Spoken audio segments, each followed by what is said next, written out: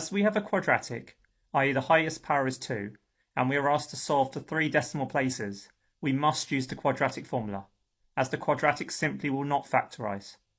Our quadratic must be of the form ax squared plus bx plus c equal to 0. As our quadratic is not of the correct form, we must first rearrange it to make it equal to 0. We have 4x squared on the left-hand side, and only single x squared on the right-hand side. Hence we are going to bring everything to the left-hand side.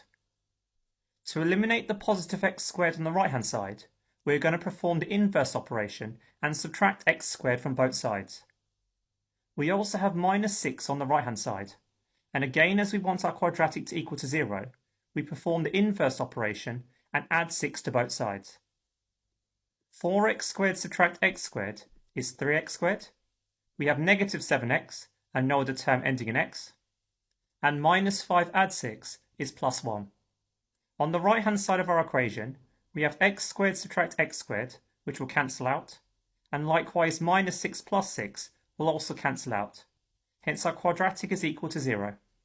Now that our quadratic is of the form ax squared plus bx plus c equal to 0, we can simply read off our values for a, b and c. Our value for a is the number in front of the x squared term. Here a is equal to 3. Our value for b is the number in front of the single x term. Here b is equal to minus 7. And c is the constant, i.e. the number by itself. Here c is equal to 1. Please note you always take the sign, i.e. whether the values for a, b and c are positive or negative. Substituting our values into the quadratic formula, x equals positive 7, as b is minus 7, minus b will be positive 7, as a minus and a minus makes a plus. Be careful with the signs. We now have plus and minus, square root, b squared which is minus 7 squared. Always put the value of b in brackets and the squared outside, as b squared will always be positive. Minus 4ac in algebra means minus 4 multiplied by a multiplied by c.